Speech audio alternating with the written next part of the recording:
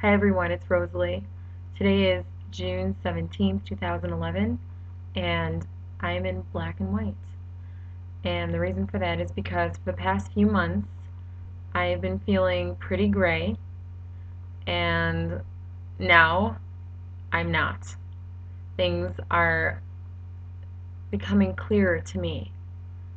And in life, not everything is always going to be clear to you, but not everything will always be gray either. And that's what I can sometimes find myself getting lost in, is that, it's hard to pull yourself out of any sort of mental state that is to the extreme, whether that be in a state of extreme anger, extreme rage, extreme sadness, extreme happiness. But you wouldn't want to pull yourself out of extreme happiness. You want to stay there. So, as you guys have noticed, I was sort of in hiding. And, there's been some family things going on and just some personal stuff I've been tending to.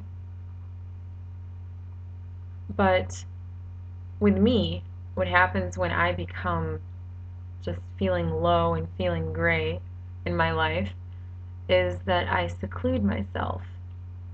I don't like to be around anyone.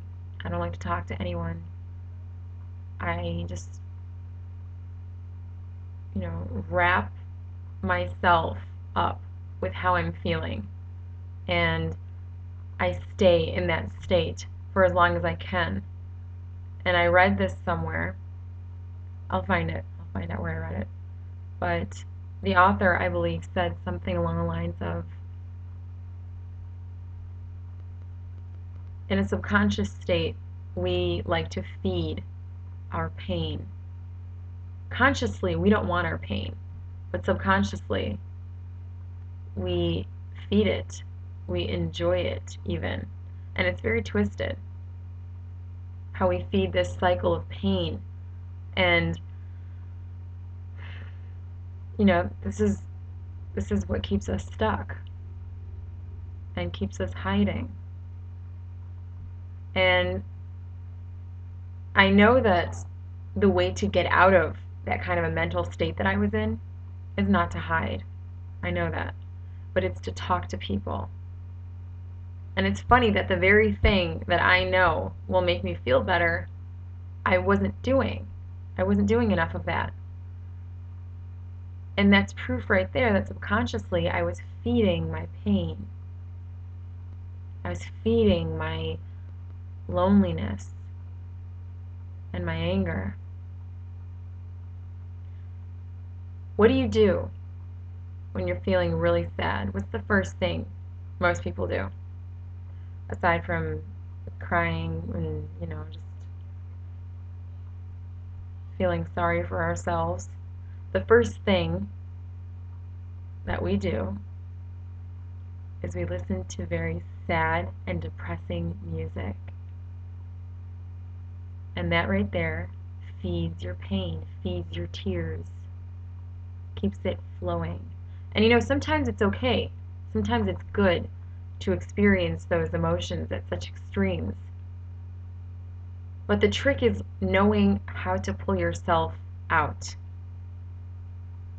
For some, it's very dangerous to cross over into those, that side. And for others, they just call us bipolar. But the only reason you're ever angry, for the most part, is because you want things to be different. And the only reason you could be sad is because you want things to be different, no matter what those things are, whether they're a situation, a person. That's all it means. It means you want things to be different. You want things to change. When you are in pain, you want things to be different.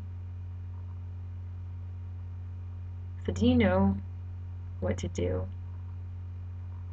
Do you know what you have to do when you're feeling all those things? And I realized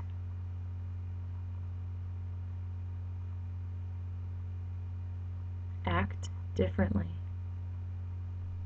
That's all.